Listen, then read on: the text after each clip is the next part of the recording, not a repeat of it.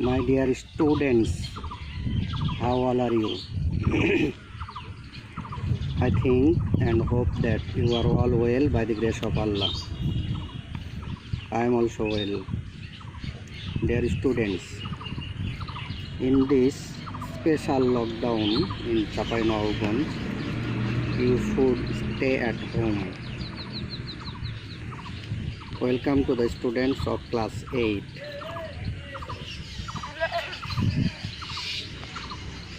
Please open your book at the page of 49. At the page of 49. Unit 5, Lesson 2. Unit 5, Lesson 2. In your book, open your book at the page of 49. Here the title, the historic 7th March speech. Okay, if you open your book, you will find this title, and here are some keywords. That means here are some main words which are very necessary to understand the passage and to answer the questions that follow. Okay, please open your book. Here you will find that some words, that means extempore, in English impromptu. Extempore means in English impromptu, in Bangla তাৎক্ষণিক বক্তৃতা অথবা কোনো রকমের পূর্ব প্রস্তুতি ছাড়াই বক্তৃতা বা উপস্থিত বক্তৃতা। Next word legendary means mythical, অর্থাৎ কিংবদন্তি অথবা যুগান্তকারী অথবা ঐতিহাসিক, চমৎকার। Next word struggle means in English fight, in Bangla লড়াই করা, যুদ্ধ করা। Then heritage means legacy, in Bangla ঐতিহ্য। Okay, now I will read the passage and discuss it in detail. So if you watch this video many times, then you can understand the passage and you will answer all the questions that follow. Dear students, you must remember that in your book 3 unit, 4 unit and 8 unit have been excluded from your syllabus. So you must not read, you must not or should not read 3, 4 and 8 unit. Okay, now I am going to the passage. Bangabandhu Sheikh Mujibur Rahman delivered his most iconic speech at Racecourse Maidan, now Sohrawardi Udyan, on 7th March 1971. 1971 সালের 7ই March Bangabandhu Sheikh Mujibur Rahman তার সবচাইতে মূল্যবান বক্তৃতা দিয়েছিলেন racecourse ময়দানে, যা বর্তমানে সোহরাওয়ার্দী উদ্যান নামে পরিচিত।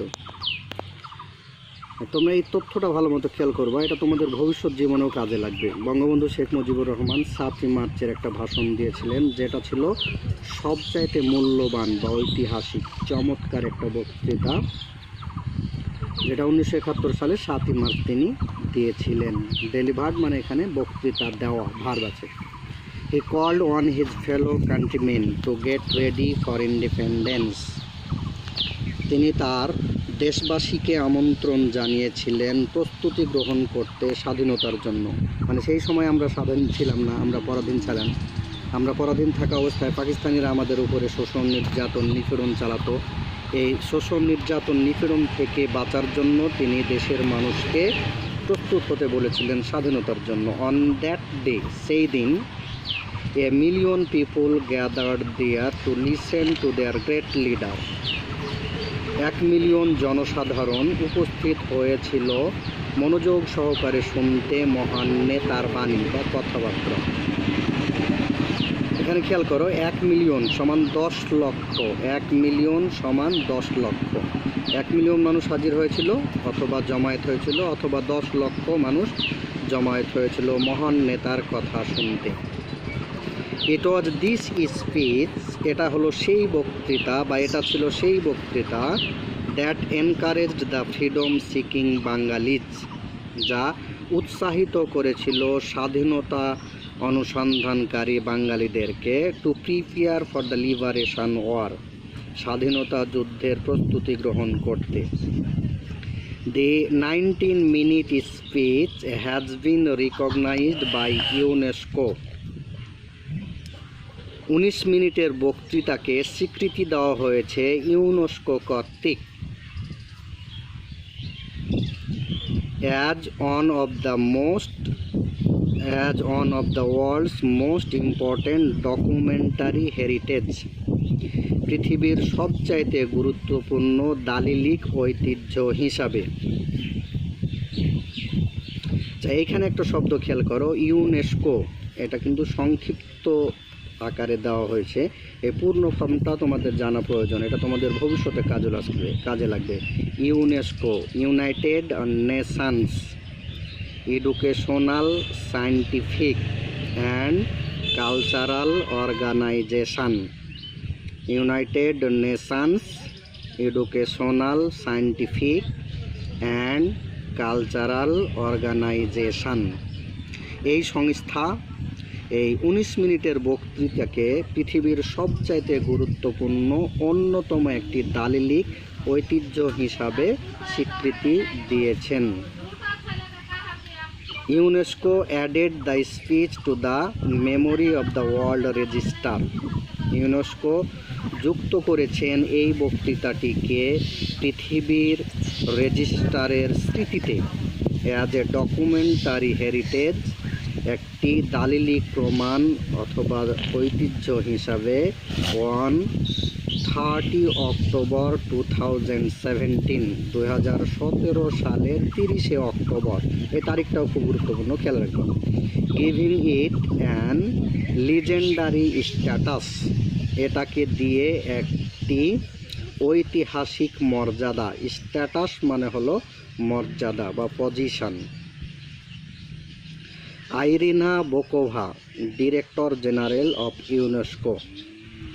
ইউনেস্কোর মহাপরিচালক Irina Bokova announced the decision, ঘোষণা করেছিল সিদ্ধান্তটিকে, at its headquarters in Paris, ইহার প্রধান কার্যালয় প্যারিসে। তার মানে ইউনেস্কোর প্রধান কার্যালয় হলো প্যারিসে অবস্থিত। তোমরা এই তথ্যটাও খেয়াল করবা, ভবিষ্যতে তোমাদের চাকরির ক্ষেত্রগুলোতে বা অ্যাডমিশন টেস্টের ক্ষেত্রগুলোতে এটা কাজে লাগবে। ইউনেস্কোর প্রধান কার্যালয় হলো ফ্রান্সের প্যারিসে অবস্থিত। UNESCO official website says that, ইউনেস্কোর অফিসিয়াল ওয়েবসাইটে বলে যে the speech effectively declared the independence of Bangladesh, এই বক্তৃতাটি কার্যকরভাবে ঘোষণা করেছিল বাংলাদেশের স্বাধীনতা। দি স্পিচ ওয়াজ এক্সটেম্পোরি, বক্তৃতাটি ছিল তাৎক্ষণিক, মানে কোনো পূর্ব প্রস্তুতি ছাড়াই বক্তৃতা। And there was no written script, সেখানে কোনো লিখিত দলিল ছিল না বা তথ্য ছিল না। হি স্টার্টেড হিজ স্পিচ, এখানে হি বলতে বঙ্গবন্ধু শেখ মুজিবুর রহমান, তিনি শুরু করেছিলেন তার বক্তৃতা উইথ দিজ ওয়ার্ডস, এই কথাগুলো দিয়ে। টুডে, আজ, I appear before you with a heavy heart, আমি তোমাদের সামনে একটি ভারাক্রান্ত হৃদয় নিয়ে হাজির হয়েছি। To know everything and understanding as well, আপনারা বা তোমরা সবই বুঝো এবং জানো, বা আপনারা সবই বুঝেন এবং জানেন। We try with our lives, আমরা আমাদের জীবন দিয়েই চেষ্টা করেছি। Today the people of Bengal want freedom. আজ বাংলার মানুষ স্বাধীনতা চায়। The people of Bengal want to survive. বাংলার মানুষ বেঁচে থাকতে চায়। The people of Bengal want to have their rights.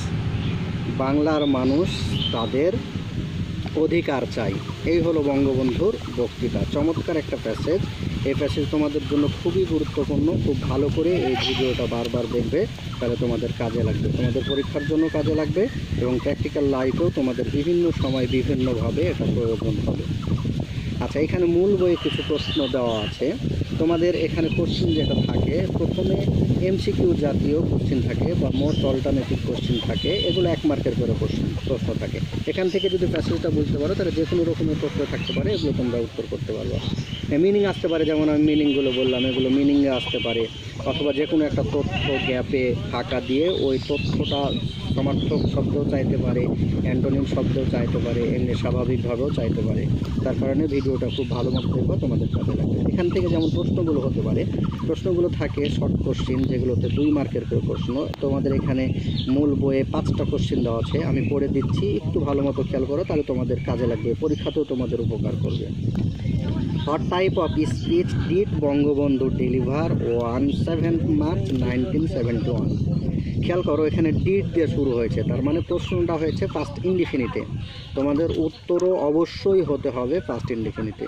তাহলে অ্যান্সার হতে পারে বা হবে, Bangabandhu delivered his most iconic speech on 7th March 1971। তাহলে উত্তর হলো, Bangabandhu delivered his most iconic speech on 7th March 1971। Next question, why do you think the speech is significant in the history of Bangladesh?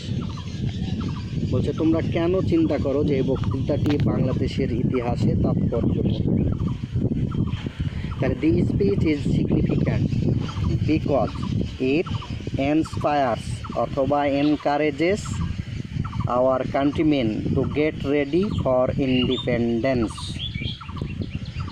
The answer is that the speech is significant because it encourages our countrymen to get ready for independence. What is the meaning of the word iconic in the passage? বলা হয়েছে যে প্যাসেজে আইকনিকের মানে কি। তাহলে the meaning of the word iconic in the passage is famous। মানে আইকনিকের মানে হলো famous বা গুরুত্বপূর্ণ, বিখ্যাত। তাহলে the meaning of the word iconic is famous in the passage, or the meaning of the word iconic in the passage is famous. In which category? Next question.